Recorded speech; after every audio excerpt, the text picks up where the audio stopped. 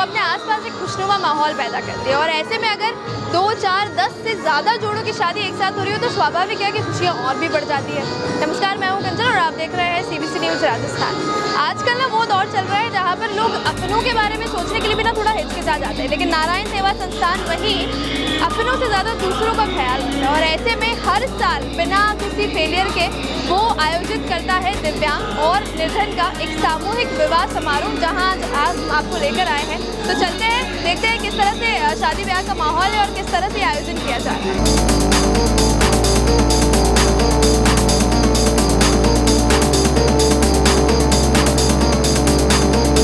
सपने देखना कैसे अच्छा नहीं लगता, और जब कोई जीवन की दिशा और दशा बदलने वाला सुनहरा सपना साकार हो जाए तो उसी खुशी को बयान करना आसान नहीं होता। एक ऐसा ही सुंदर सलोना सपना दिव्यांग एवं गरीब परिवारों के युवक युवतियों की आंखों में बसा था, लेकिन न होने से उनका मन प्रायः दुखी रहता था। लेकिन वह सपना नारायण सेवा संस्थान के माध्यम से रविवार को सेवा महातीर्थ बड़ी में 40वें भव्य निःशुल्क विवाह समारोह में जन जन का साथी पाकर जीवंत हो गया तो उनकी खुशी का ठिकाना न था। बैसाखियां किसी और के सहारे के बिना उठ नहीं सकते, चल नहीं सकते, देख नहीं पाते, मगर एक दूसरे का साथ निभाते हुए जिंदगी के सफर को खुशनुमा तो बना ही सकते हैं। कुछ ऐसे ही भावों के साथ 54 दिव्यांग एवं निर्धन जोड़ों ने पवित्र अग्नि के साथ फेरे लेकर गृहस्थ जीवन का सफर शुरू किया। मन उमंगों से तरंगित हुआ तो दिव्यांगता और गरीबी की दंश पीछे छूट गया। देश भर से आए हजारों अतिथियों की मौजूदगी में शाही इंतजाम के बीच नाते, रिश्तेदारों, मित्रों और धर्म माता पिता ने जोड़ों पर असीम स्नेह लुटाते हुए इन लम्हों को और भी यादगार व भावुक बना दिया।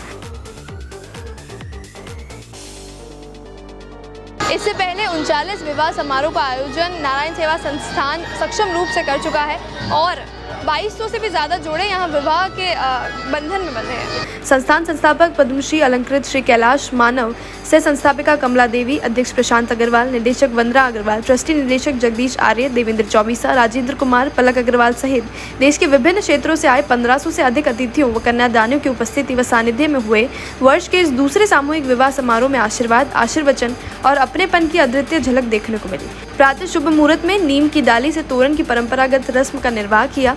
इसके बाद भव्य पंडाल में गाते झूमते हजारों लोगों के बीच नवयुगल ने एक दूसरे के गले में वरमाला डाली और तन मन से एकाकार होने की परस्पर मौन स्वीकृति दी। इस दौरान जोड़ों पर गुलाब पुष्प की पंखुड़ियों की वर्षा होती रही।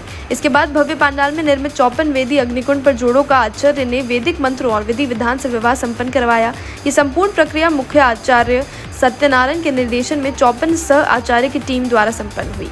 विवाह विधि संपन्न होने पर नवयुगल और को संस्था व अतिथियों की ओर से नवगृहस्थी के लिए आवश्यक सामान एवं उपहार स्वरूप स्वर्ण व रजत आभूषण प्रदान किए, जिसमें मंगलसूत्र, चूड़ी, लौंग, कर्ण फूल, अंगूठी, रजत पायल, बिछिया आदि शामिल थे। जबकि गृहस्थी के सामान में गैस चूल्हा, पलंग, बिस्तर, अलमारी, संदूक, बर्तन, सिलाई मशीन, पानी की टंकी आदि है।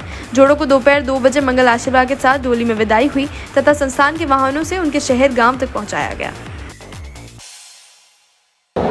देखिए, वैसे तो आप सब लोग उदयपुर वासी, मेवाड़ वासी और राजस्थान के प्रदेशवासी सब परिचित हैं नारायण सेवा संस्थान कई वर्षों से अखिल भारतीय स्तर पर दिव्यांग एवं निर्धन सामूहिक विवाह समारोह करता रहा है।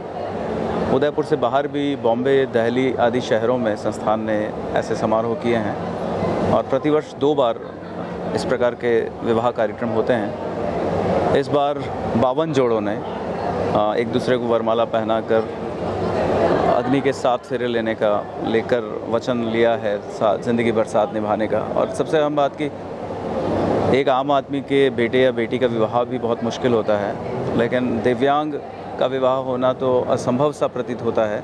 उनके फैमिली को पूछें तो यही कहेंगे वो कि शायद इस जन्म में मेरे बेटे या मेरी बेटी का विवाह नहीं हो पाएगा।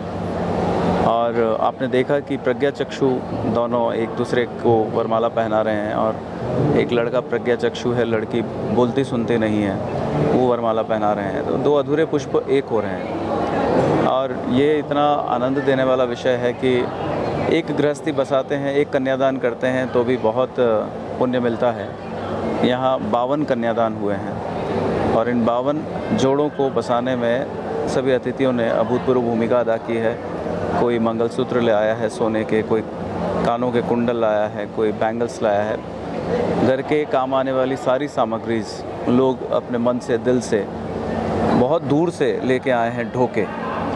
इतनी मेहनत करके बहुत प्यार से कई लोगों ने अपने भेंट सामग्री को सजाया है अपने अपने तरीके से। जैसे अपनी बेटी का विवाह होता है वैसे ही लोगों के भाव हैं।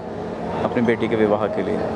तो ये बहुत अनूठा विवाह है और ऐसे सामूहिक विवाह समारोह मुझे लगता है हम सब लोगों को भारत देश के अलग अलग राज्यों, शहरों, ढाणी, गाँवों, पंचायतों में करने चाहिए। न्यूक्लियर विवाह से ज़्यादा उपयुक्त और उत्तम वही है। पैसा बचता है, धन बचता है, लोग साथ में शरीक होते हैं और राष्ट्र का मुझे लगता है कहीं ना कहीं हम व्यर्थ जो पैसा बहता है उसको बचाते हैं। धन्यवाद।